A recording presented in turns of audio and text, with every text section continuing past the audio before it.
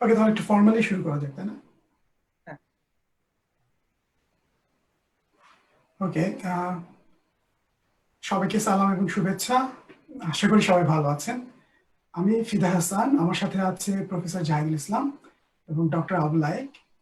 ইউটিউবের পক্ষ থেকে এবং আমাদের পক্ষ থেকে আপনাদের সবাইকে এই ওয়েবিনারে সুস্বাগতম। ইউটিউবের আয়োজনে এটি অ্যাকচুয়ালি আমাদের প্রথম ওয়েবিনার, সো স্বভাবতই কিছুটা ভূমিকা না হলেই নয়।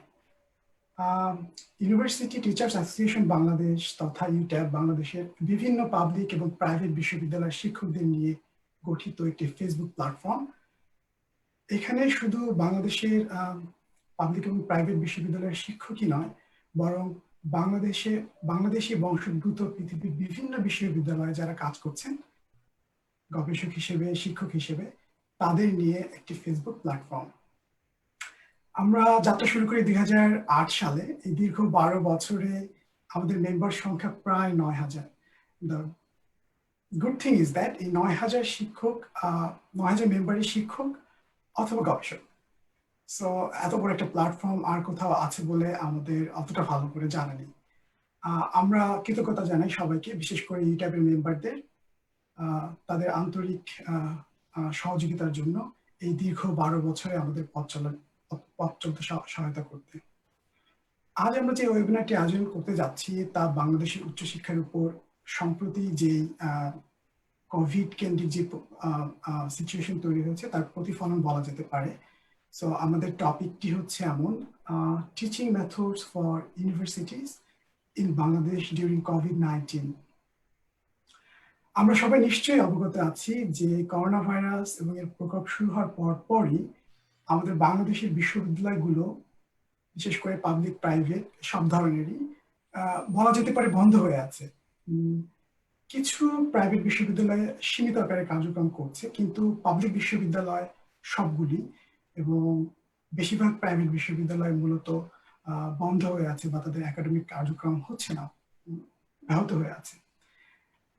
কোভিড সিচুয়েশনটা কিন্তু শুধু বাংলাদেশেই নয় এবং পৃথিবীর অন্যান্য দেশেও একইভাবে প্রভাব ফেলেছে। তবে আমরা বলতে পারি বা দেখছি যেটা যে উন্নত বিশ্বের বিশ্ববিদ্যালয়গুলো কিন্তু কিছুটা হলেও এটা সামলে নিয়েছে এবং তারা তাদের একাডেমিক কার্যক্রম বিভিন্নভাবে চালাচ্ছে। তো এই বিষয়গুলো নিয়ে আসলে আমরা কথা বলার জন্য চারজন গবেষক শিক্ষকদের আমন্ত্রণ জানিয়েছি আজ, এবং তারা সবাই বাংলাদেশি বংশোদ্ভূত শিক্ষক, আই মিন একাডেমিশিয়ান। কেউ কেউ কাজ করছেন দেশে, কেউ কেউ দেশের বাইরে। তো এদের ভিতরে 3 জন আমাদের প্যানেল মেম্বার। আমি তাদের পরিচয়টা সংক্ষেপে দিয়ে দিচ্ছি। আমাদের সাথে থাকবেন আজ প্রফেসর সাইফুর রহমান, তিনি ভার্জিনিয়া টেক ইউএসএ থেকে অংশগ্রহণ করবেন। আমাদের সাথে থাকবেন প্রফেসর আতিকুর রহমান আহাদ, তিনি ঢাকা বিশ্ববিদ্যালয়ের সিইসি শিক্ষক। তিনি আপাতত ওসাকা ইউনিভার্সিটিতে আছেন, সেখানে তিনি অ্যাসোসিয়েট প্রফেসর হিসেবে কাজ করছেন।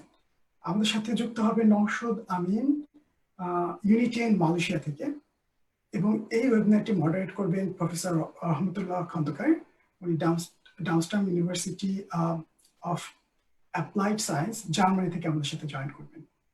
তো আমি আর কথা বাড়াবো না। আমরা আশা করবো এই 1 ঘন্টা আপনারা সবাই আমাদের সাথে থাকবেন, এবং আমি একই সাথে এই ওয়েবিনারটির সাফল্য কামনা করে প্রফেসর রহমতুল্লাহকে বিনীত অনুরোধ করছি ওয়েবিনারটি শুরু করার জন্য। Floor is yours, professor Rahmatullah. Okay, thanks for starting the webinar. আমাদের আসলে এই ওয়েবিনার এই অনুষ্ঠানটা বাংলাতে হবে, ফলে আমরা চেষ্টা করব যতটুকু সম্ভব বাংলা বলার জন্য, কারণ আসলে রেগুলার ইংরেজিতে অথবা জার্মান ভাষায় কথা বলা হয়, তো এজন্য বাংলা বলাটা অবশ্যই বাঙালি হিসাবে বাংলা বলা উচিত। অনেক সময় আমরা মিক্স করে ফেলি। তা যাই হোক, আমার কাছে মনে হয় এটাও থাকবে আমাদের এই অনুষ্ঠানে। শুধুমাত্র কমপ্লিটলি মনে হয় বাংলায় বলা সম্ভব হবে না, তারপর আমরা চেষ্টা করব যতটুকু সম্ভব বাংলায় বলার জন্য। প্যানেল মেম্বারদেরকে ওয়েলকাম এগেন। যদিও আমাদের সব প্যানেল মেম্বার এখনো জয়েন করতে পারেনি, তারা শীঘ্রই জয়েন হবে। আমাদের সাথে এখন আছেন প্রফেসর ডক্টর আতিকুর রহমান আহাদ স্যার। উনি বাংলাদেশে খুবই ফেমাস এবং ওসাকা ইউনিভার্সিটিতে এখন আছেন। আসলে আমরা আজকে ডিসকাস করব যে এখন তো খুবই ক্রাইসিস সিচুয়েশন, কোভিড-19। এই ক্রাইসিস সিচুয়েশনে সারা পৃথিবীতে বিভিন্ন ইউনিভার্সিটি বিভিন্নভাবে বিভিন্ন স্ট্র্যাটেজিক ওয়েতে ইউনিভার্সিটি চালাচ্ছে এবং ক্লাস চলতেছে, রিসার্চ চলতেছে। বাংলাদেশের অবস্থাটা কেমন? এবং হচ্ছে বাংলাদেশে কোন ধরনের টিচিং মেথডটা এখনকার জন্য অ্যাপ্রোপ্রিয়েট, এটা হচ্ছে আমরা আসলে আমাদের প্যানেল মেম্বারদের কাছ থেকে জানবো যে ওনারা কোন টিচিং এবং রিসার্চ মেথড বিভিন্ন ইউনিভার্সিটিতে অ্যাপ্লাই করতেছেন, ওই সমস্ত টিচিং এবং রিসার্চ মেথড কি বাংলাদেশে অ্যাপ্লাই করা যায় কিনা, এটা আমরা আসলে ডিসকাস করে দেখব। এই জন্য টার্গেট হবে এট দ্য এন্ড আমরা যদি কিছুটা জানতে পারি যে কোন টিচিং এবং লার্নিং মেথডটা আমরা নিতে পারি। আমি আসলে কি আমার একটা স্লাইড আছে যেটা আমি এখন শেয়ার করব।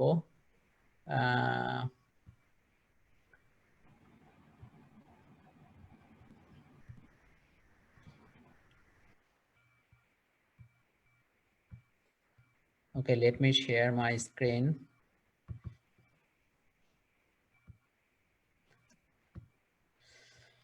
হ্যাঁ, আমি হচ্ছে আসলে শুরু করার আগে জাস্ট একটু সামারাইজ করব যে টিচিং আর লার্নিং মেথড এটা জিনিসটা কি জিনিস, বা হচ্ছে আমরা কোন মেথড আসলে সারা বিশ্বে ফলো করি। এটা শুধুমাত্র যে জার্মানিতে অ্যাপ্লাই করা হয় এই মেথডটা তা না, কিন্তু সারা পৃথিবীতে মোটামুটি এইটা অ্যাপ্লাই করা হয়।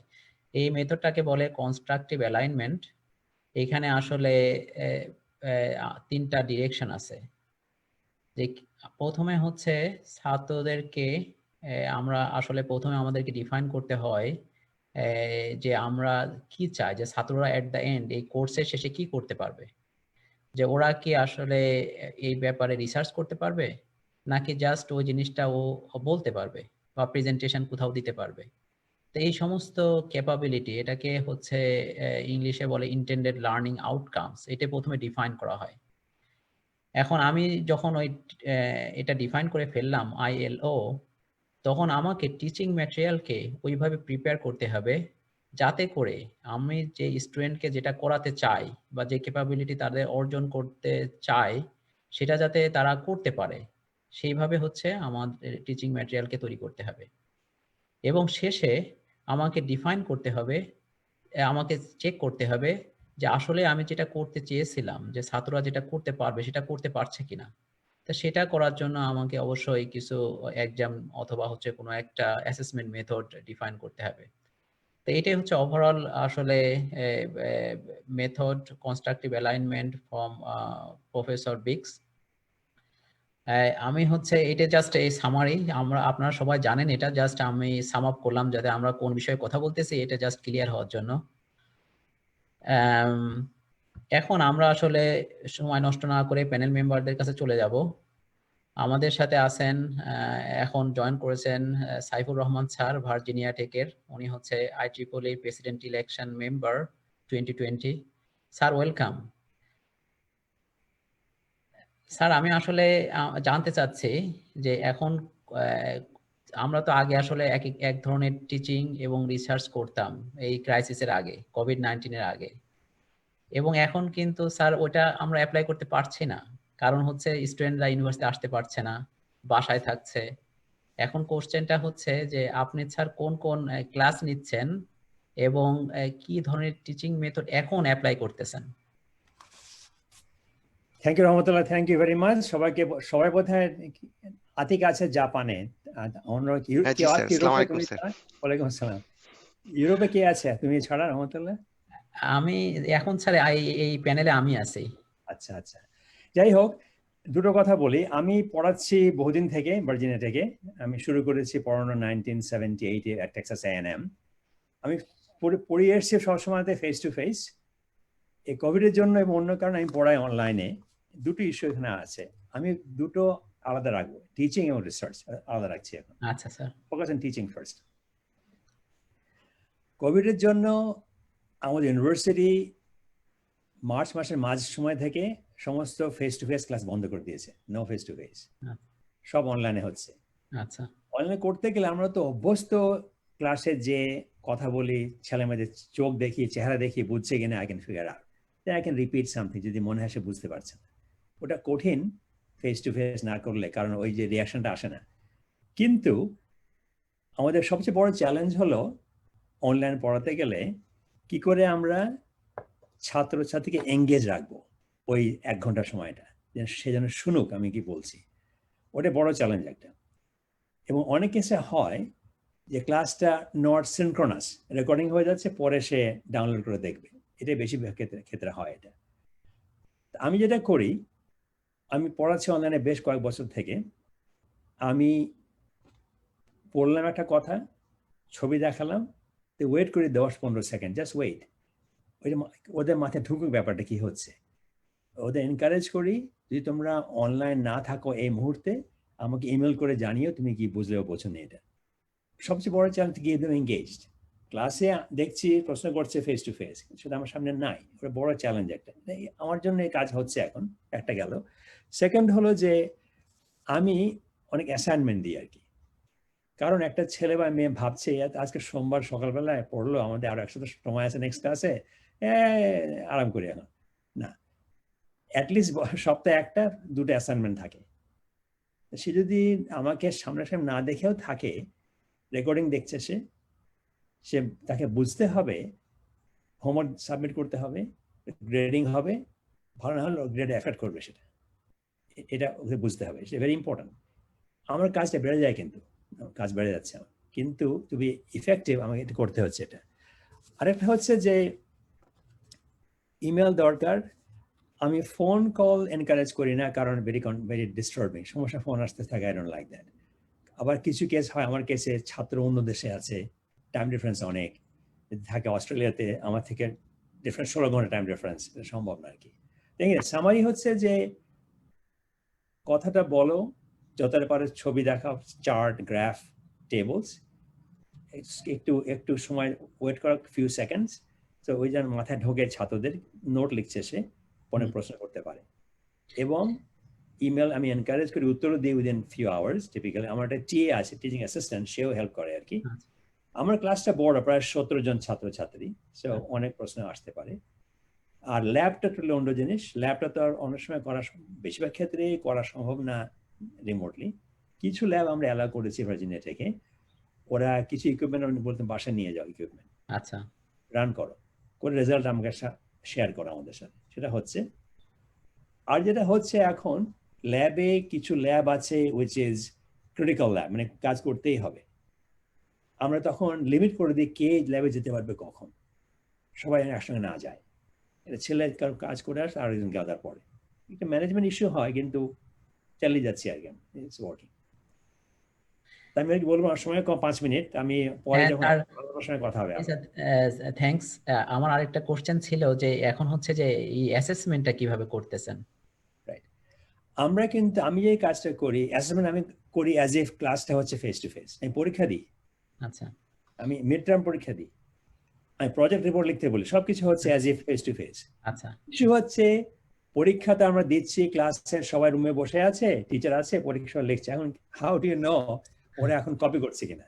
বুঝতে পারছি, হয় হতে পারে কপি করছে কিনা।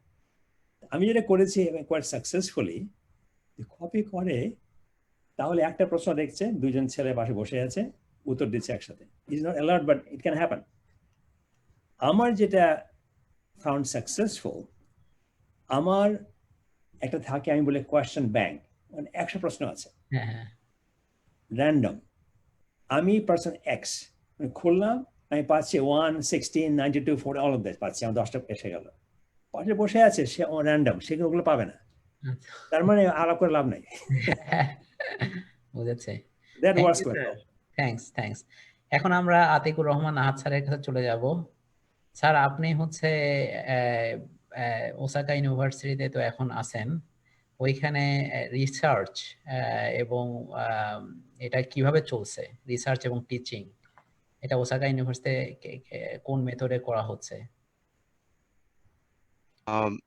ধন্যবাদ সবাইকে, স্পেশালি সাইফুর রহমান স্যার, আপনাকে অসংখ্য ধন্যবাদ, আপনি সময় দিয়েছেন। We are proud of you. তো আমি যেটা বলছি যে জাপানের ক্ষেত্রে যেটা হয়েছে যে ওরা তো লকডাউন বলে ওদের কনস্টিটিউশনে নাই, ওরা যেটা করেছে স্টেট অফ ইমার্জেন্সি করেছে এবং ফেজ বাই ফেজ প্রতি সপ্তাহে প্রতিটা স্টেপে মানে লেভেল 1 থেকে 5 পর্যন্ত বিভিন্ন লেভেল দিয়ে কার্যকর করেছে। যেগুলো ক্রিটিক্যাল কেসেস, স্যার যেটা বললেন যে যাদের না আসলেই নয় এবং কাজ বন্ধ হয়ে যাবে এরকম কিছু ছিল, এবং মোস্ট অফ দ্য ল্যাবস বন্ধ ছিল। যেমন আমি মাসের অধিক সময় ঘরে বসেই কাজ করেছি, কিন্তু আবার যে ডেটাগুলো ক্রিটিক্যাল ডেটা যেগুলো বাসায় নেওয়া সম্ভব না সেগুলো নেওয়া যায়নি। কিন্তু যারা কেমিস্ট্রি রিলেটেড বায়োকেমিস্ট্রি রিলেটেড কাজ করেছে তাদের ক্ষেত্রে কিন্তু আবার যাদের উপায় নেই শুধুমাত্র তাদের জন্য, তাও আবার হচ্ছে যে 10 জনে হয়তো 2 জন এভাবে করে করে কাজের জন্য স্লট বের করে নিয়েছে। তো এই বিষয়গুলো ছিল, কিন্তু যখন আবার বেটার হয়েছে তখন সিচুয়েশন অন্য হয়েছে। স্টুডেন্টদের অ্যালাউ করেনি দীর্ঘ সময়, শুধুমাত্র মেইন রিসার্চার্স বা যাদের পিএইচডি আটকে আছে তাদের হয়তো কারো কারো ক্ষেত্রে করেছে, এরকম করে বিভিন্ন জায়গায় করেছে। আর আরেকটা বিষয় যেটা সেটা হচ্ছে গিয়ে যে এখন ইমার্জেন্সি উঠিয়ে নিয়েছে, ফলে ওদের আরেকটা স্টেপ হচ্ছে যে 50% ক্যাপাসিটি থাকতে পারবে, অর্থাৎ 100 জনের যদি একটা রুম থাকে তাহলে এখন ম্যাক্সিমাম 50 অ্যাটেন্ড করতে পারবে, সামথিং লাইক দ্যাট। তো কিন্তু সবাই যেটা করছে যে প্ল্যান ওয়াইজ দেখার চেষ্টা করতেছে, এতে কম্প্রোমাইজ তো করতেই হয়, স্পেশালি যে কাজগুলো machine related, material science device ওইসব ক্ষেত্র, অথবা কেমিস্ট্রি রিলেটেড বায়োকেমিস্ট্রি মাইক্রোবায়োলজি ওগুলার ক্ষেত্রে যারা আমরা কম্পিউটিং ফিল্ডে আছি তাদের জন্য এটা সহজ, যে বাসায় বসে কোডিং করে অথবা পেপার লিখে বা ইত্যাদি এই বিষয়গুলো থাকে। তো এই হচ্ছে মোটামুটি একটা বিষয়। আমি হয়তো পরবর্তীতে যেটা হয়তো আসবে যে বাংলাদেশের পার্সপেক্টিভে আমি কিছু পয়েন্ট নোট করেছি, সেগুলো হয়তো আমি পরে শেয়ার থ্যাংক করবো। You, thank thank you you so sir, much. Thank you. হ্যাঁ, আমরা আসলে এখন জানতে পারলাম যে বাইরের কেমন ভাবে টিচিং চলছে এবং ক্রাইসিসটা কেমন। এখন আমরা বাংলাদেশের দিকে চলে যাই, যে আসলে আমরা যে বাইরে যে সমস্ত মেথড অ্যাপ্লাই করতেছি, যেমন সাইফুর স্যার বললেন, আহাদ স্যার বললেন, এখন কোশ্চেনটা হচ্ছে এগুলো কি সব সব মেথডই কি আমরা বাংলাদেশে অ্যাপ্লাই করতে পারবো, নাকি কিছু মেথড আছে যেটা আমরা অ্যাপ্লাই করতে পারবো, অথবা যে ট্রানজিশনটা যে আমাদের বাইরে খুব দ্রুত, কিন্তু স্যার সাইফুর স্যার বললেন খুব দ্রুত কিন্তু অনলাইনে চলে গিয়েছে, এবং হচ্ছে ক্লাস চলছে, পরীক্ষা চলছে, মোটামুটি একাডেমিক কার্যক্রম সব চলতেছে।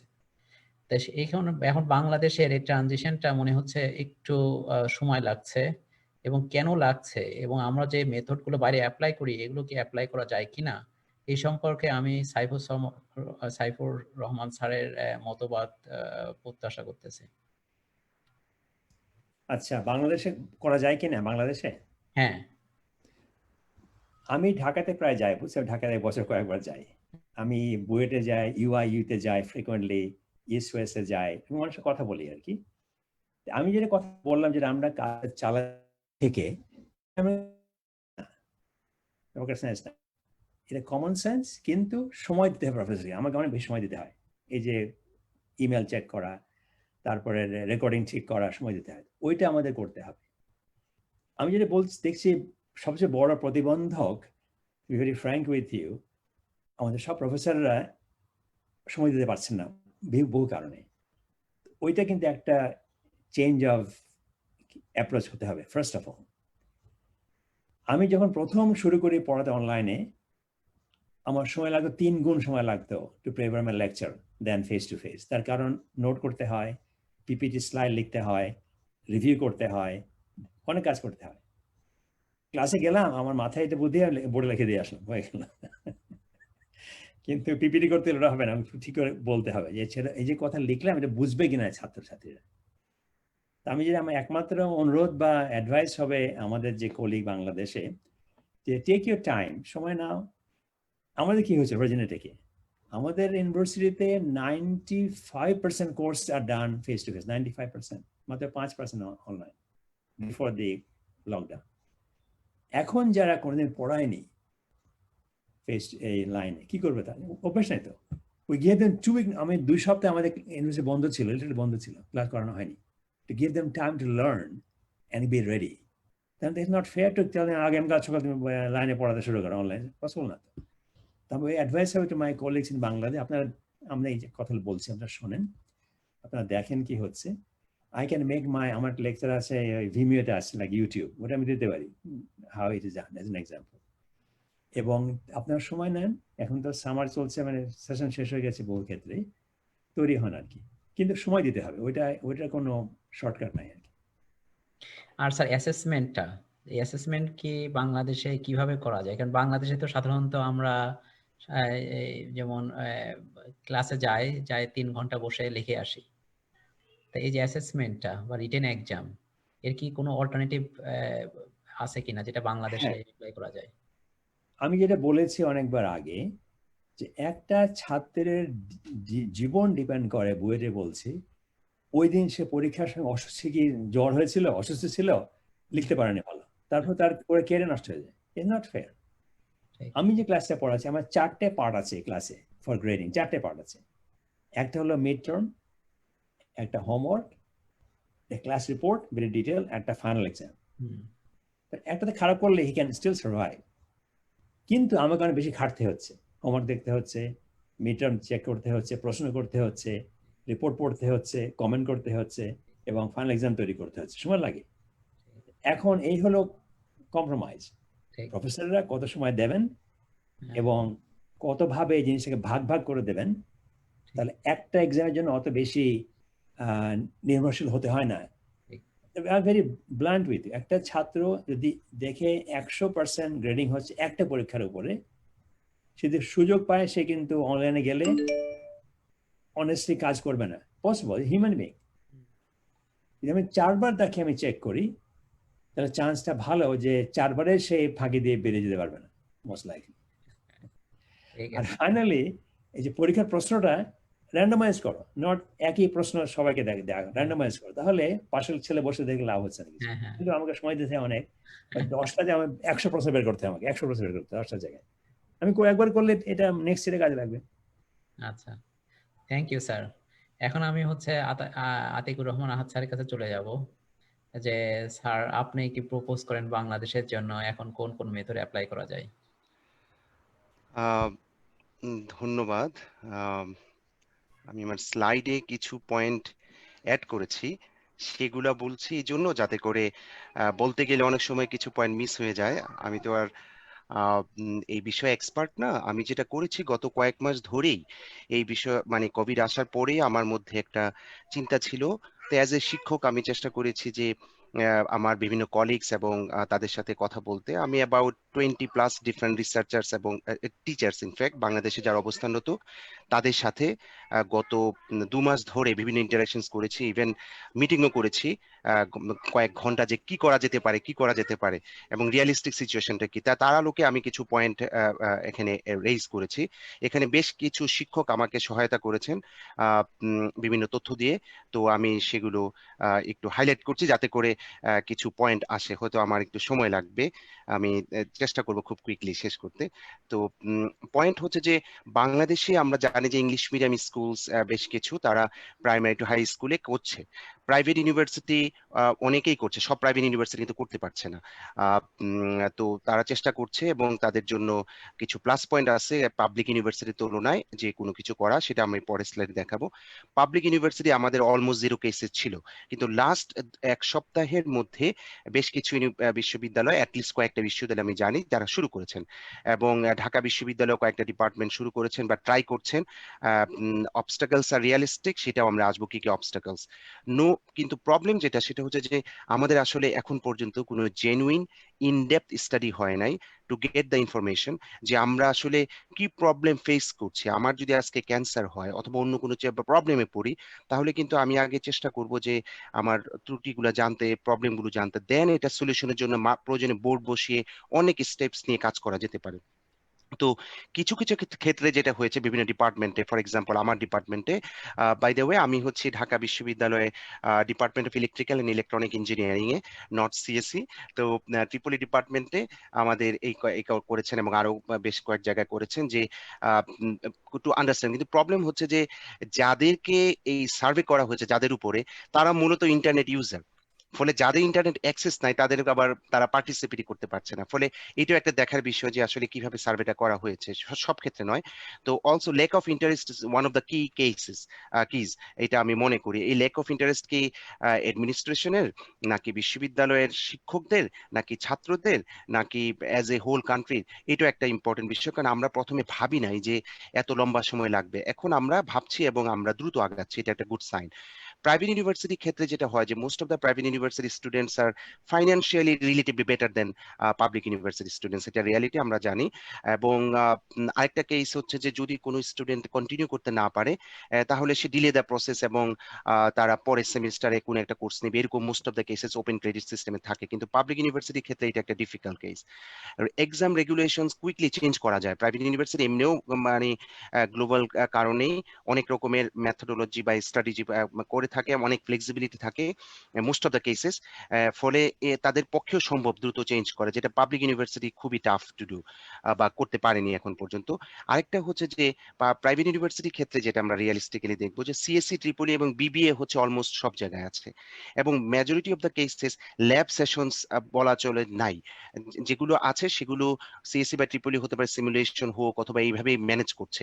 অনেক ক্ষেত্রে হার্ডওয়্যারের রিলেটেড গুলো অ্যাভয়েড করছে বা খুব রিগোরাস কিছু নাই। তো সেই ক্ষেত্রে দেখা যাচ্ছে যে মানে চেষ্টা করা হচ্ছে এবং তারা হতে পারে এটা সমাধান করতে পারতেছে। Public university realistic problem number one হচ্ছে যে financial diversity among the students huge, এবং মানে প্রচুর ফাইন্যান্সিয়ালি উইক কেসেস স্টুডেন্টস রয়েছে। আরেকটা হচ্ছে যে মানে as policy can not be changed quickly, খুব দ্রুত চেঞ্জ করা যায় না পাবলিক ইউনিভার্সিটির ক্ষেত্রে, লং প্রসেস থাকে, এবং no real study was undertaken, যে based on my poor information, আমি যতটুকু জানি তা আমার মতে যে রিয়ালিটি জানার জন্য এবং পার্সেন্টেজ অফ জেনুইন প্রবলেমস এবং তাদের ক্ষেত্রে সেই জেনুইন প্রবলেমগুলো সলভ করবো কিভাবে সেটার ব্যাপারে। তা আমাদের ট্রিপলি ডিপার্টমেন্টে আবার যেটা হয়েছে যে আমাদের অ্যালামনিটা খুবই স্ট্রং, এবং আমাদের ডিপার্টমেন্টও মোটামুটি আমরা গত 5 বছর ধরে ফাইন্যান্সিয়ালি যারা উইক তাদেরকে আমরা সবসময় সাপোর্ট দিয়ে যাচ্ছি regular basis, even for 1 year or 2 years, এরকম প্রতি মাসে মাসে। ফলে আমরা একটা কেসে জানি যাদের এই প্রবলেমগুলো হতে পারে, এবং সেই উদ্যোগও কিছু নেওয়া হয়েছে যে প্রয়োজনে ল্যাপটপ প্রোভাইড করা অথবা তাদেরকে মান্থলি টাকা দেয়া যাতে করে তারা মানে ডাটা কিনতে পারে, এরকম এগুলো নিয়ে চেষ্টা করা হচ্ছে। আরেকটা বিষয় হচ্ছে যে আমাদের পাবলিক ইউনিভার্সিটিগুলো তো আমরা জানি যে আমাদের সেইভাবে বিজনেস পলিসিটা নাই। ফলে বিজনেস পলিসি থাকলে অনেক সময় দেখা যায় প্র্যাগমেটিজমটা চলে আসে যে ডিল করা যায়। আর যখন আমরা একটা সিস্টেমে চলি, খুবই রিজিড সিস্টেম তখন, এবং খুবই স্ট্রাকচার্ড সিস্টেম, সবগুলোই ভালো মন্দ আছে, কোনোটাই আমরা বলবো না যে ইজি টু ডু। তো আরেকটা হচ্ছে যে আমাদের এক্সাম সিস্টেমস গুলো অনেকটাই ডিফারেন্ট। আমরা জানি যে অনেকগুলো ডিপার্টমেন্টে 2 এক্সামিনেশন সিস্টেম আছে, এরপরে 20% মার্কসের ডিফারেন্স থার্ড এক্সামিনেশনে যান। এই বিষয়গুলো দ্রুত চেঞ্জ না করলে পরীক্ষার ব্যাপারটা কল্পনাতীত, মানে এটা আমরা চিন্তাই করতে পারবো না যে আমরা পরীক্ষা নিব পাবলিক ইউনিভার্সিটি এবং এটা সমাধান করবো, এক্সেপ্ট ফিউ কেসেস থাকতে পারে যারা আগে থেকে এইগুলা করেছেন কিছু। আরেকটা হচ্ছে যে এই যে সাবজেক্টস আর ডাইভার্স, এটা মাথায় রাখতে হবে। অনেক সাবজেক্ট আছে যেখানে ল্যাব রিলেটেড, যেমন chemistry for example, microbiology, pharmacy, ওই ক্ষেত্রগুলো কি হবে, এবং ওগুলো তো সিমুলেশন দিয়ে করা সম্ভব না, যেটা সিএসসি বা ট্রিপলিতে কিছুটা সম্ভব। তো এই বিষয়গুলো নিয়ে আসলে ডিপ স্টাডি এবং রিগোরাস এফোর্টস না থাকলে, স্যার যেটা বলেছেন যে আসলে আমাদের টিচারদের এক্সট্রিম এফোর্টস দরকার, ওগুলো যদি না হয় এবং প্রশাসন সব মিলিয়ে, তাহলে সহসা এগুলো সমাধান দ্রুত হবে না বা সম্ভব না। আরেকটা হচ্ছে as no responsive reasonable infrastructure, কারণ আমাদের কিন্তু ইন্টারনেট ইনফ্রাস্ট্রাকচার বা আইটি ইনফ্রাস্ট্রাকচার এগুলো নাই সেভাবে মেজরিটি অফ দ্য কেসেস, এবং নন টিচিং স্টাফ যারা তারা extremely unskilled regarding this kind of things. Private ইউনিভার্সিটির ক্ষেত্রে যেটা হয় যে কেউ যদি আনস্কিল হয় তাকে বাদ দিয়ে আরেকজন স্কিল লোককে দ্রুত অ্যাপয়েন্ট করে এইগুলা কাজগুলো করানো সম্ভব। তো আমাদের এই চ্যালেঞ্জগুলো রয়েছে, কিন্তু এগুলো ওভারকাম তো করতেই হবে। তো গুড পয়েন্ট হচ্ছে ঢাকা ইউনিভার্সিটি এবং আরো কিছু ইউনিভার্সিটি অলরেডি স্টেপ নিয়েছেন, এটা খুবই নাইস। এবং আমাদের ঢাকা ইউনিভার্সিটির অনারেবল ভাইস চ্যান্সেলর উনি গত সপ্তাহে নোটিশ দিয়েছেন যে পহেলা অলরেডি কিছু ডিপার্টমেন্ট শুরু করেছে পার্শিয়ালি, কিন্তু উনি বলেছেন যে পহেলা 1 থেকে 7 জুলাইয়ের মধ্যে আমরা যাতে শুরু করি, কোনো এক্সামিনেশন হবে না। ফলে ছাত্রদেরকে এটা একটা রিল্যাক্সিং পয়েন্ট, যে ওরা যাতে ভয় না পায়। যে আমরা সাধারণত কি হয়, এক্সাম থাকলে আমরা বলি যে পড়বো না, ক্লাস করবো না, ফাঁকি দিব, এই করবো সেই করবো, কিন্তু সেই সুযোগটা নাই। মূল উদ্দেশ্য হচ্ছে যে টু কন্টিনিউ এডুকেশন, ছাত্রছাত্রীরা যাতে পড়াশোনার মধ্যে থাকেন এবং আমরা এই প্রসেসটা করতে করতে শিখতে পারি, শিখে যেতে আগাতে পারি। এবং সিচুয়েশন যদি খারাপ থাকে তাহলে হয়তো আমরা নতুন স্ট্র্যাটেজি নিব, এবং সেটা না হলে আমরা হতে পারি ইউনিভার্সিটি যখন খুলবে তখন পরীক্ষা নেওয়া হবে। তো এই রিয়ালিটি গুলো ঢাকা ইউনিভার্সিটি খুব রিগোরাসলি অ্যাসেস করছে, আশা করি অন্য ইউনিভার্সিটিও করছেন। আমি কিছু টিচারদের সাথে বেশ কয়েকটা মিটিং করেছিলাম প্রাইভেটলি, যে আমরা কি কয়েকটা সাবজেক্ট একটা পাইলট প্রজেক্ট করতে পারি কিনা, two ডিগ out and to find the solutions, যে চ্যালেঞ্জগুলো কি, দেন সাম সলিউশনস বের করতে পারি কিনা, যে শর্ট টার্ম, মিড টার্ম এবং লং টার্ম। একটা পয়েন্ট মাথায় রাখতে হবে যে গ্লোবাল যে বিভিন্ন মানে টিচিং এর মেথোডোলজি আছে, এক্সামের মেথোডোলজি আছে, বিভিন্ন দেশে মেনটেন করবে ইত্যাদি, আমাদের এই স্ট্রাকচারটা টোটালি ডিফারেন্ট। ফলে খুব ডিফিকাল্ট যে কোনো কিছু সেটিং, অনলাইনের সেটিং হুট করে বসিয়ে দিয়ে হয়তো হয়ে যাবে। ইয়েস, যদি বিশ্ববিদ্যালয় সিদ্ধান্ত নেয়, কোনো বিশ্ববিদ্যালয়, যে হ্যাঁ আমরা ওই মডেলটা এক্স্যাক্টলি ফলো করবো, that would be wonderful. Otherwise আমাদেরকে প্ল্যান করতে হবে আমাদের মতো করে আর কি। আরেকটা হচ্ছে যে আমাদের ডিপার্টমেন্ট ট্রিপলি তারা শুরু করেছে 21 জুন, আগে কয়েক সপ্তাহ ধরে কিছু স্টাডি করে। ফার্স্ট ইয়ার স্টুডেন্ট এবং মাস্টার স্টুডেন্ট তারা ওকে, থার্ড ইয়ার পার্শিয়ালি, কিন্তু আমার রিপোর্ট অনুসারে second year, fourth year till now a bit reluctant, but I hope যে দে উইল ওভারকাম। এবং আমরা যেটা বলেছি যে সাপোর্ট দেওয়া হচ্ছে বোথ ফাইন্যান্সিয়ালি এবং ল্যাপটপ দিয়ে অথবা পিসি দিয়ে, এটা চেষ্টা চলছে, এবং আমাদের অ্যালামনাই এবং ডিপার্টমেন্ট কোঅপারেট করছে। এখন পয়েন্ট হচ্ছে যে ল্যাবগুলোর ক্ষেত্রে কি করব, আমাদেরকে কিন্তু রিডিজাইন করতে হবে। ফর এক্সাম্পল, যেখানে সিমুলেশন, আমরা সিমুলেশন করব। এখন আমি অস্ট্রেলিয়া একজন শিক্ষকের সাথে কথা বলেছিলাম যে কি করা যেতে পারে। তো উনি বললেন যে ওর যে ম্যাকাট্রনিক্স ল্যাব ছিল সেটা সে অন্যভাবে ম্যানেজ করেছে, সিমুলেশন বেসড কিছু হোমওয়ার্ক দিয়েই করে সে করে। আরেকটা পয়েন্ট আমাদের মাথায় রাখতে হবে, আমরা কিন্তু ভিডিও দেখিয়ে কোনো একটা এক্সপেরিমেন্ট করে আমরা সমাধান অ্যাট দিস মোমেন্ট করতে পারি।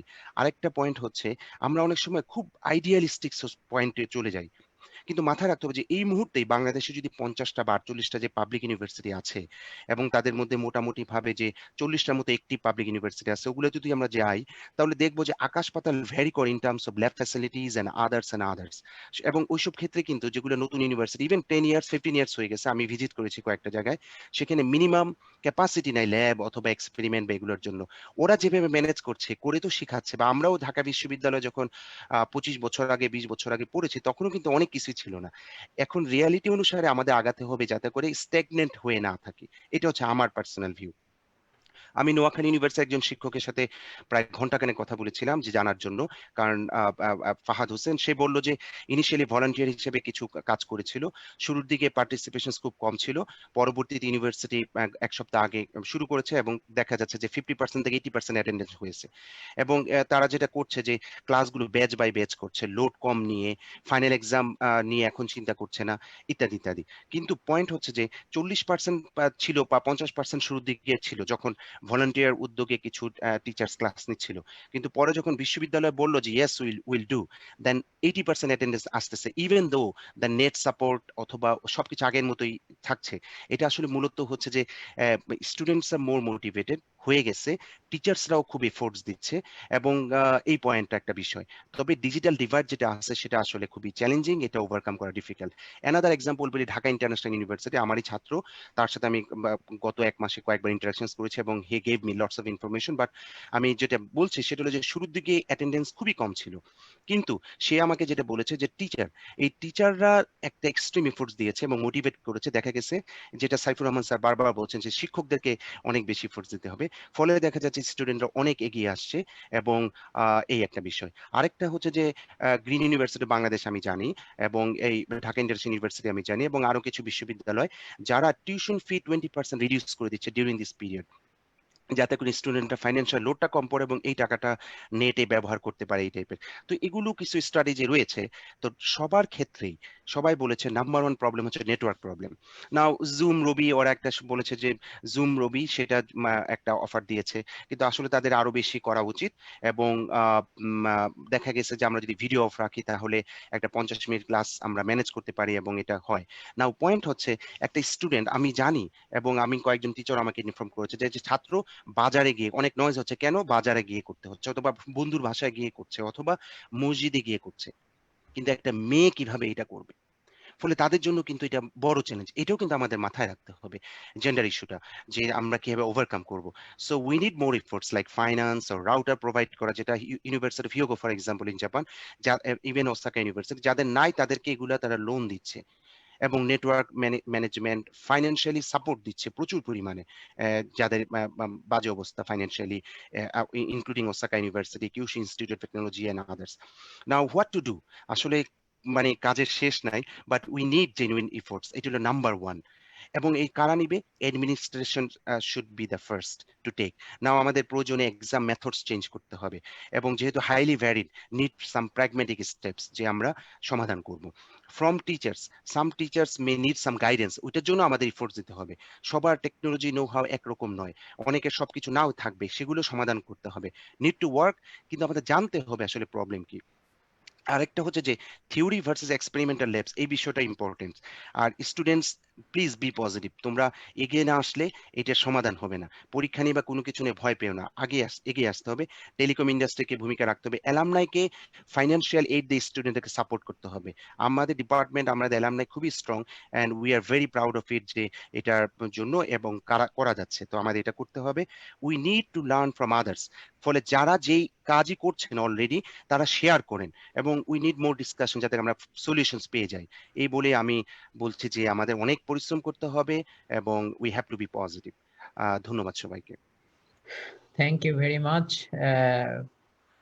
Atikur Rahman Ahad sir, for providing an overall view of Bangladesh issues, Bangladesh ইউনিভার্সিটির ইস্যু এবং হচ্ছে তার কিছু সলিউশন বলার জন্য। আমরা কিছু কোশ্চেন পেয়েছি, তার মধ্যে পেয়েছি ম্যাডাম শাহনাজ ম্যাডাম, সেরিয়া শাহনাজ ম্যাডামের কাছ থেকে। কোশ্চেন হচ্ছে যে অনেক ইস্যু আছে, অবশ্যই আমরা মনে হয় সবগুলো ইস্যুতে এখন যেতে পারবো না, তা আমরা জাস্ট একটা দুইটা ইস্যু নিয়ে একটু ডিটেলে যাওয়ার চেষ্টা করব। প্রথম ইস্যুটা হচ্ছে যে কানেক্টিভিটি, যে বাংলাদেশের একটা ইস্যু হচ্ছে যে মানে ইন্টারনেট কানেক্টিভিটি ভালো না, যে অনেকেই হচ্ছে গ্রামে থাকেন, তাদের হচ্ছে কানেক্টিভিটির অবস্থা খারাপ, এবং অনেক সময় হচ্ছে তারা অ্যাফোর্ডও করতে পারছে না ইন্টারনেটের। এই ইস্যুটা কিভাবে সলভ করা যায়, আপনাদের অপিনিয়ন? আমি সাইফুল স্যারকে আপনার অপিনিয়ন জানতে চাচ্ছি। Thank you, Rahmatullah. Very good point, and I think Ahad raised some interesting issues. আমি দুটো কথা বলবো, একটা হলো কানেক্টিভিটি, একটা হলো যে অ্যাক্সেস এবং পরীক্ষার ব্যাপারটা। কানেক্টিভিটি যেটা দেখালো ডেটা আহাদ, ভিডিও দরকার নাই, আমি এই ক্লাস পড়াই আমি ভিডিও দিই না, বিকজ অফ ব্যান্ডউইথ ইস্যু। ওই কারণে আমেরিকাতে ইস্যুটা, ব্যান্ডউইথ ইস্যুটা আছে। Audio fine with slides. আমি যেটা করি, আমি ক্লাসটা পড়াই, আমি স্লাইডটা আগে থেকে রিলিজ করে দিই, একসময় রিলিজ করে দিই। তার মধ্যে সে একটু যদি চায় স্লাইড দেখতে পারি ইন অ্যাডভান্স আমার কাছে আগে, তাহলে হয় কি, তার প্রশ্নগুলো মোর ম্যাচিওর প্রশ্ন হয়। কি বোঝে একটা ছেলে বা মেয়ে, যে আমি দেখলেও ওই মাথায় প্রসেস করার সময় লাগে, আমি এক সপ্তাহ আগে রিলিজ করে দিই স্লাইডগুলো, দেখো তার ব্যান্ডউইথ কম লাগছে, number one. Just text file একটা গেল।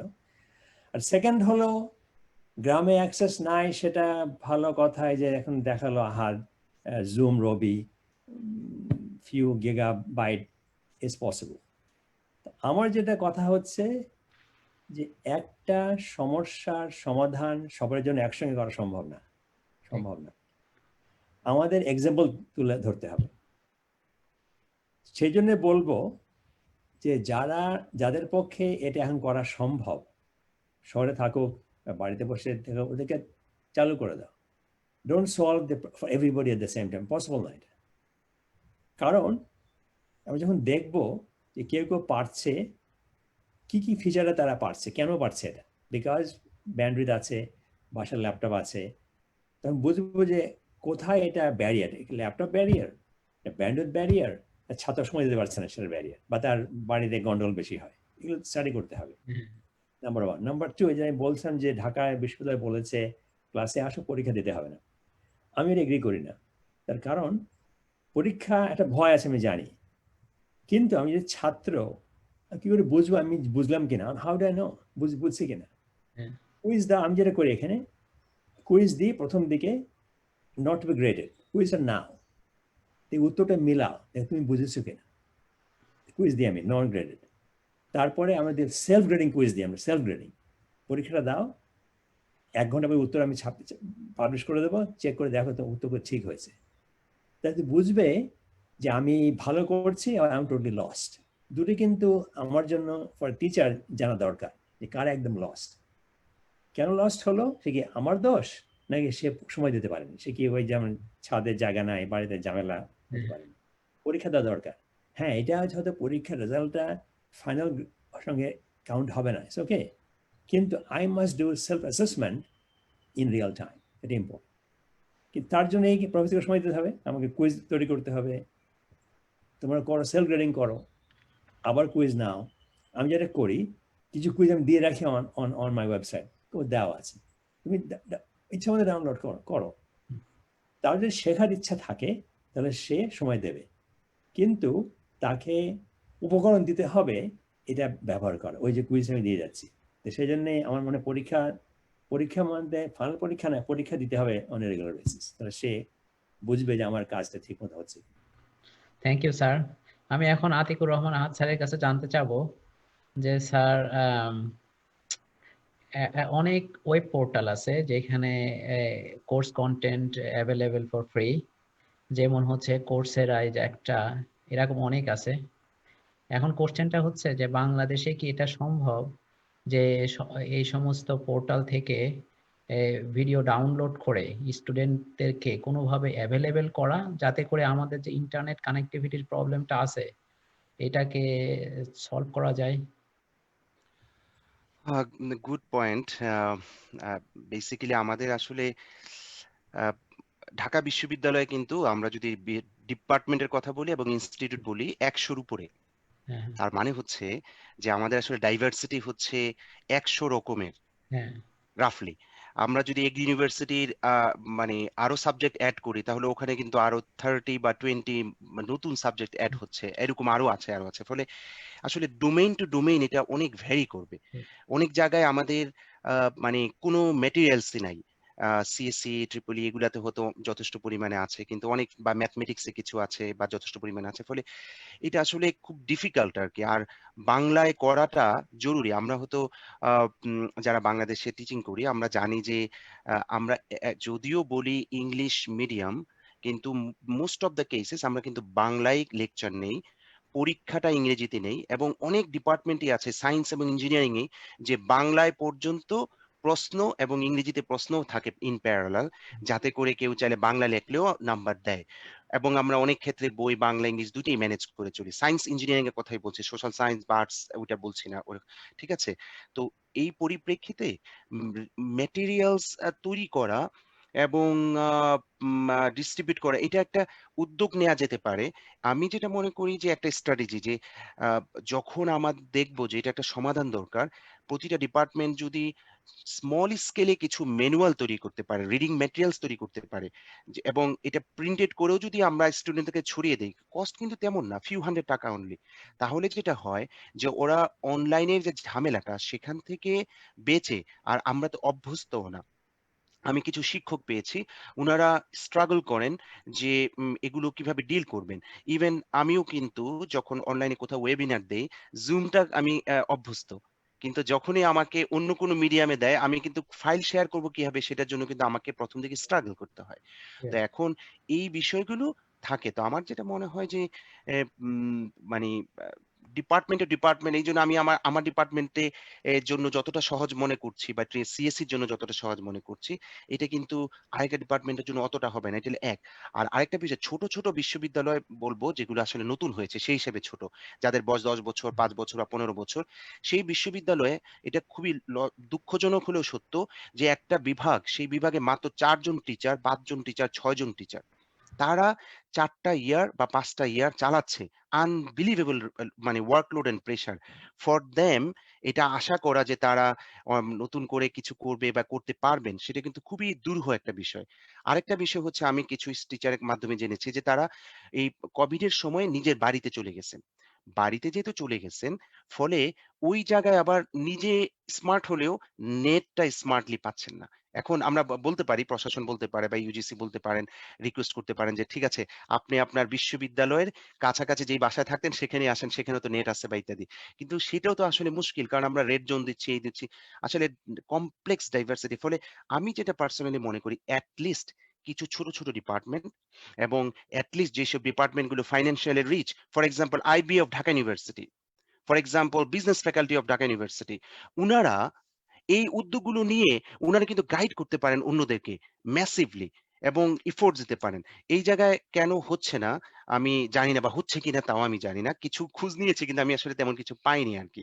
তো অবশ্যই আমি সব পুনরুদ্ধার করতে পারিনি। কিন্তু এটা একটা হলো একটা পয়েন্ট।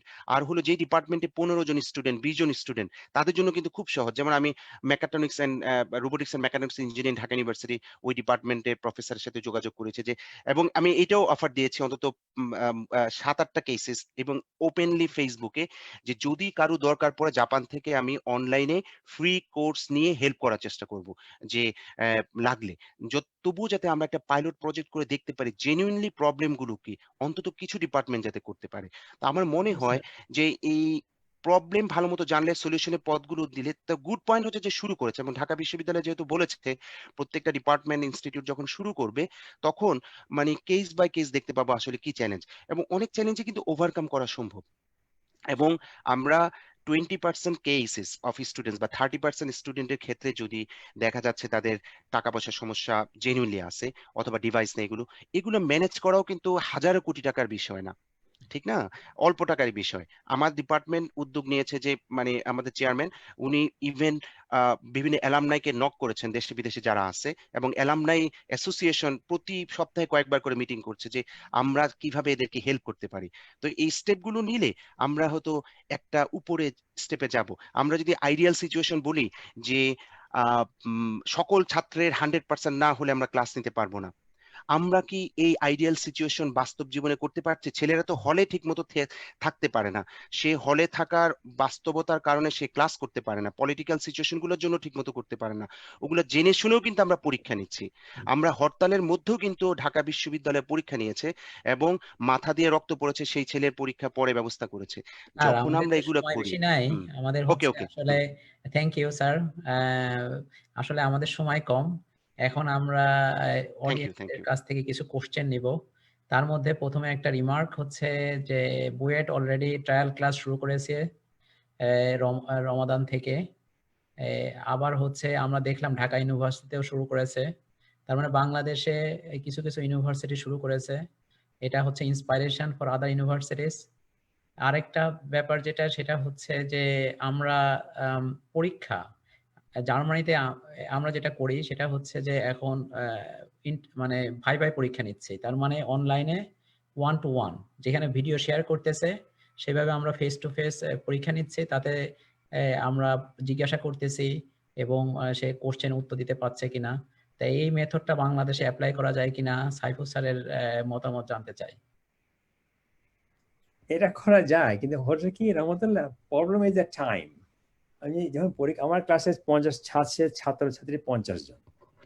আমি কি করি নর্মালি, আমার কাছে না, নর্মালি কি হয়, ক্লাসে গেলাম 3 ঘন্টা পরীক্ষা, আমি বসে থাকলাম, এক পরীক্ষা হয়ে গেল, শেষ, আমি পরে খাতা দেখলাম।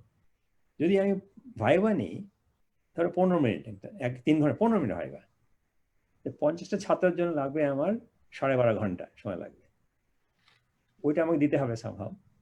সেজন্য আমি ওই দিকে যাই। আমি কিছু ভাইবা নিই ফর রিপোর্ট প্রেজেন্টেশন, আচ্ছা গ্রুপ বা গ্রুপ আমি নিই সেটা। আচ্ছা আচ্ছা গ্রুপ একসঙ্গে 5 জন ছাত্রছাত্রী একটা প্রেজেন্ট করে প্রশ্ন উত্তর দেয়, ওটা হয়। কিন্তু যদি পরীক্ষা নিতে হয় সবারই জন্য, 50-60টা ছাত্র একটা ক্লাসে, 60 ছাত্র মানে আমার লাগবে 15 ঘন্টা।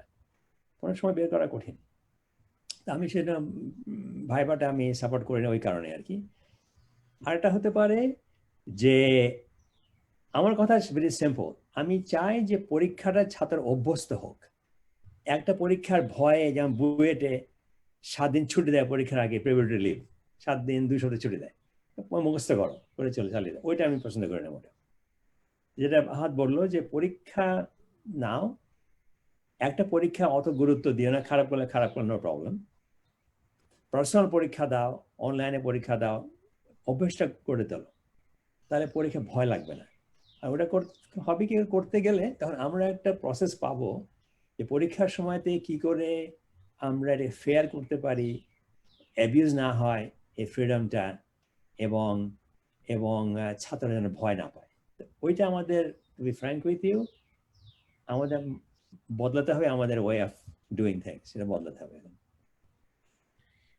Thank you sir. স্যার আমাদের হচ্ছে অডিয়েন্সের কিছু কোশ্চেন আছে, আমরা অডিয়েন্সকে সরাসরি বলতে বলবো। বলো তো, বলো। আমাদের প্রফেসর ডক্টর জাহিদুল ইসলাম, ওনার একটা কোশ্চেন আছে,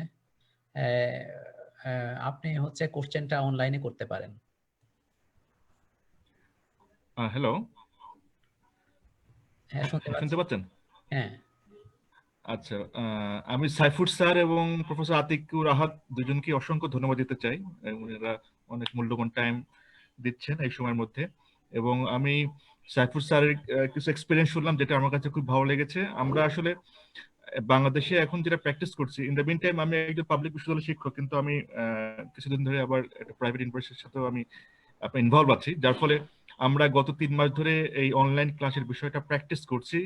জাস্ট মানে আপাতত সলিউশন হিসেবে, মানে কোনো রিজিড কোনো ওয়ে না, আপাতত সলিউশন। যেমন আমরা মানে ক্লাস কন্টেন্ট ডেলিভারির জন্য জুম ব্যবহার করছি, তারপরে আমরা ক্লাস যে রিসোর্স শেয়ার করার জন্য গুগল ক্লাসরুম ব্যবহার করছি। অর্থাৎ এরকম একটা হাইব্রিড টেকনোলজি আমরা ব্যবহার করছি, কিন্তু আমাদের আসলে বাংলাদেশ গভর্নমেন্ট বা ইভেন কোনো বিশ্ববিদ্যালয়ের নিজস্ব, হয়তো দুই একটা প্রাইভেট ইউনিভার্সিটি আমি শুনেছি যে তাদের একটা মানে মানে তাদের এলএমএস সিস্টেম আছে নিজস্ব, বাট এরকম আমাদের কোনো পাবলিক বিশ্ববিদ্যালয়ের এরকম কোনো এলএমএস সিস্টেম নাই। তো এরকম বাংলাদেশ গভর্নমেন্ট যদি আপনি চিন্তা করে যে এরকম একটা এলএমএস সিস্টেম তারা ডিজাইন করবে, অথবা যেগুলো অলরেডি অ্যাভেলেবল, যেমন আপনার ব্ল্যাকবোর্ড, ভেরি পপুলার, ক্যানভাস, এগুলো আমাদের জন্য একটা ফ্রি সাবস্ক্রিপশন ইউনিভার্সিটির জন্য বা ইউজিসির মাধ্যমে যদি করে, আমার মনে হয় এটা খুব ভালো হয়। তো আমার কোশ্চেন যেটা সেটা হলো স্যার, আমার আতিক স্যার এবং সাইফুর স্যারের কাছে এরকম যে গত 3-4 দিন আগে ইউজিসি একটা সিদ্ধান্ত নিয়েছে যে পাবলিক ইউনিভার্সিটির ভাইস চ্যান্সেলরদের সাথে, যে এরকম মানে কি তারা প্রস্তাব করেছেন যে যদি ইন্টারনেট প্যাকেজ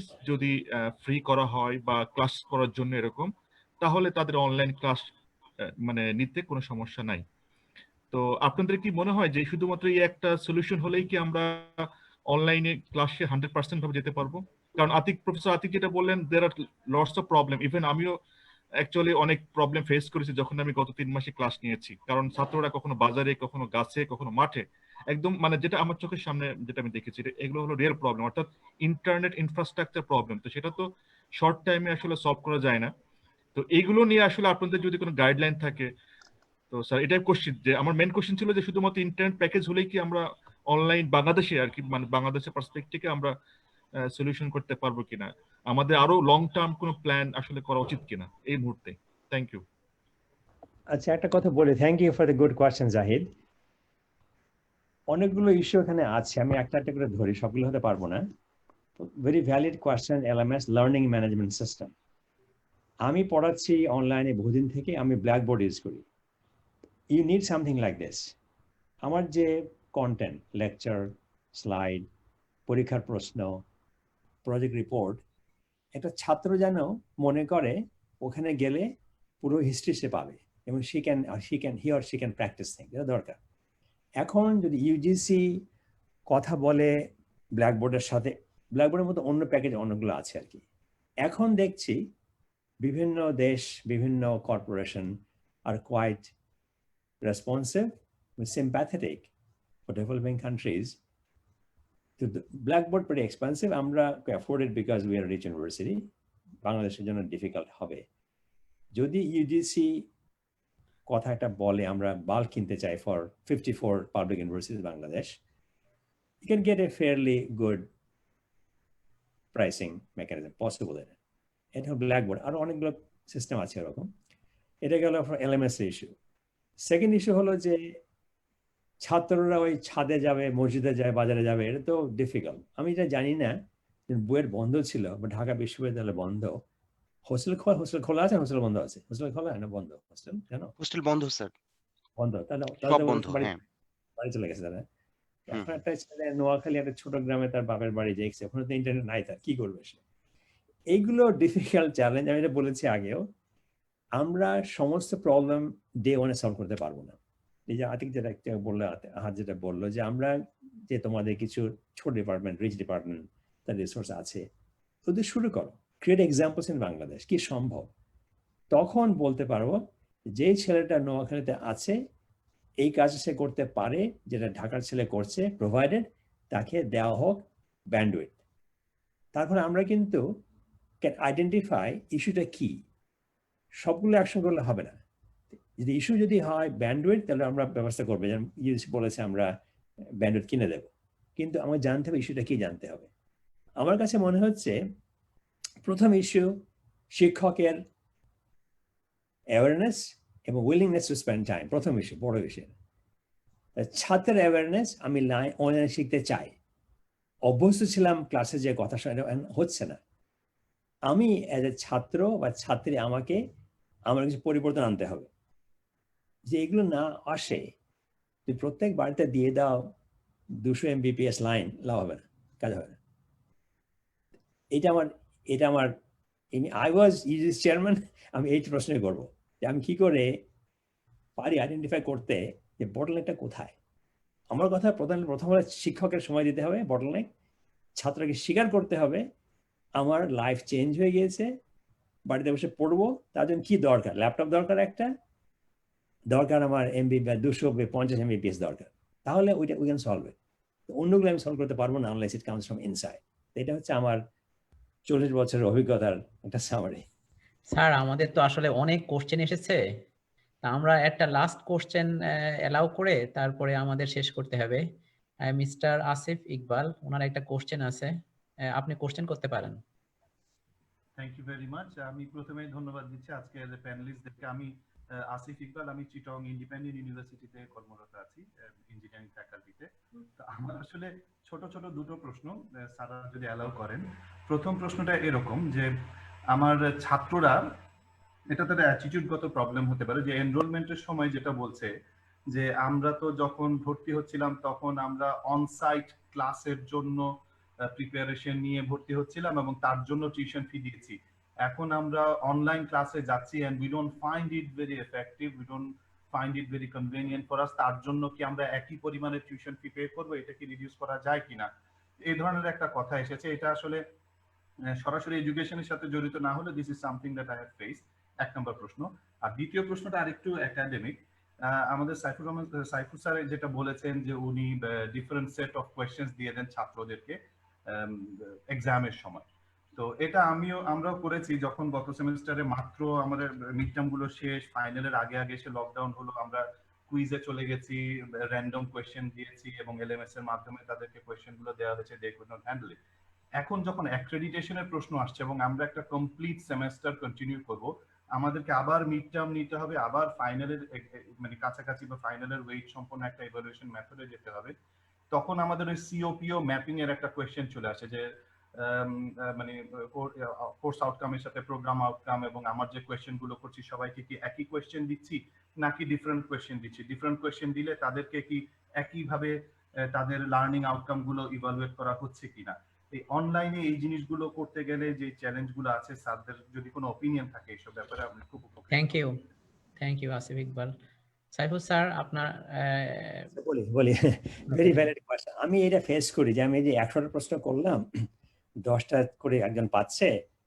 আমি যেটা করি, আমি ছাত্রকে বলি, যার পুরনো ছাত্র বা আমার টিএকে বলি, তোমরা প্রশ্ন উত্তর দাও 100 প্রশ্ন, মেক শিওর যে প্রত্যেক প্রশ্ন উত্তরের সময় যেন একই রকম হয়।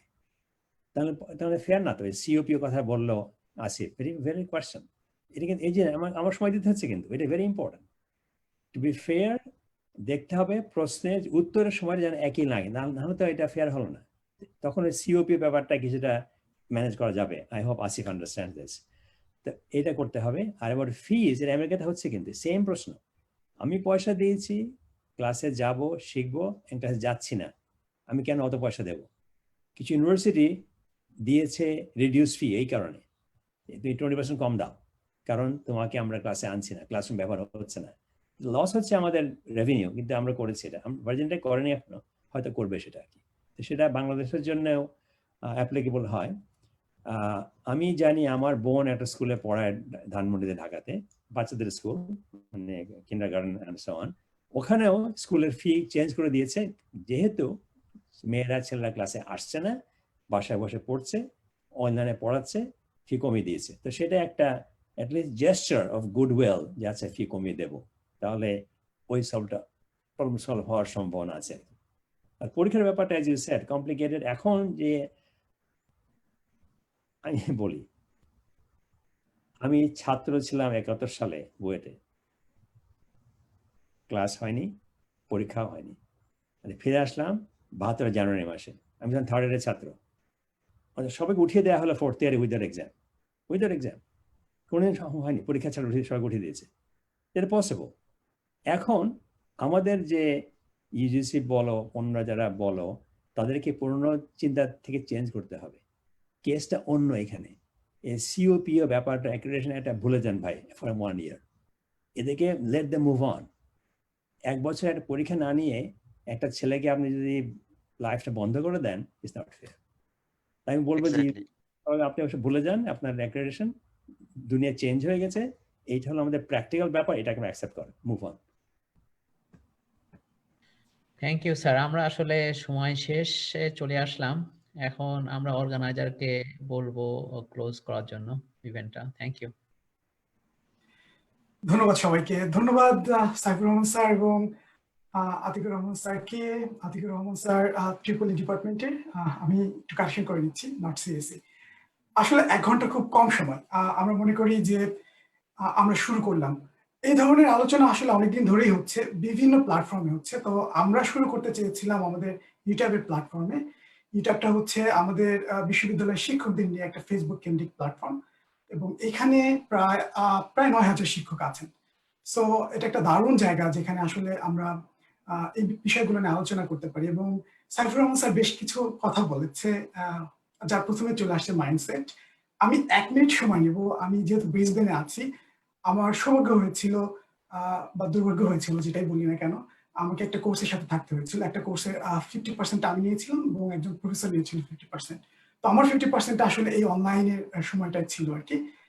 তো আমি যদি বলি ইউনিভার্সিটি ইনফ্রাস্ট্রাকচার গুলো তো খুব মানে অ্যাডভান্স বলবো। এখানে যখন ট্রানজিশন হয়েছিল, কোভিড উত্তর এবং কোভিডের যখন লকডাউন শুরু হলো, ট্রানজিশনে আমরা কোনো ধরনের চেঞ্জ দেখতে পাইনি। শুধু আমরা ঘরে বসে পড়েছি, আমরা ইউনিভার্সিটিতে যাইনি। কিন্তু ইউনিভার্সিটিতে কোনো সমস্যা হয়নি।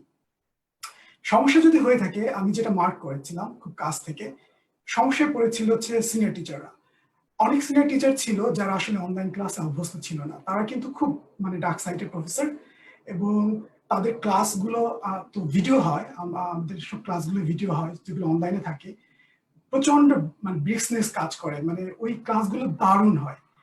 এই ধরনের শিক্ষকগুলো প্রচন্ড স্ট্রাগল করতেছিল। আমার কাছে মনে আছে যে প্রফেসর গ্লেইন, যার ক্লাসগুলো খুব এনজয় করতাম, আমি নিজেও যেহেতু তার সাথে কাজ করেছি, আমি দেখতাম সে কিভাবে ক্লাস নেয়। কিন্তু সে যখন কম্পিউটারের সামনে এসে বলা শুরু করলো, that's total new phenomenon. And say struggle করছিল, রীতিমতো স্ট্রাগল, মানে ঘুম চলে আসতো তার ক্লাস কিছুক্ষণ দেখার পর। সো এরপর ধীরে ধীরে কিন্তু সে এটাকে খুব দ্রুত, খুব স্মার্ট লোকজন খুব দ্রুত তারা কিন্তু এটা ওভারকাম করেছে। তো একটা নতুন সিস্টেম ইন্ট্রোডিউসের ক্ষেত্রে আমাদের সবারই বোধহয় একটু রেজিস্ট্যান্স কাজ করবে প্রথম দিকে। কিন্তু আমরা তো বিশ্ববিদ্যালয়ের শিক্ষক, আমরা তো দেশকে নেতৃত্ব দিব। তো আমাদের তো এগিয়ে আসতে হবে। আমি মনে করি বাংলাদেশ গভর্নমেন্ট কিন্তু ভালো করছে। যেমন আমরা যদি বলি শিক্ষা মন্ত্রণালয়, তারা কিন্তু অলরেডি এসএসসি এবং এইচএসসি পরীক্ষাগুলো যতটুকু সিলেবাস হয়েছে তার উপর ভিত্তি করে কিছু একটা করার চেষ্টা করছে।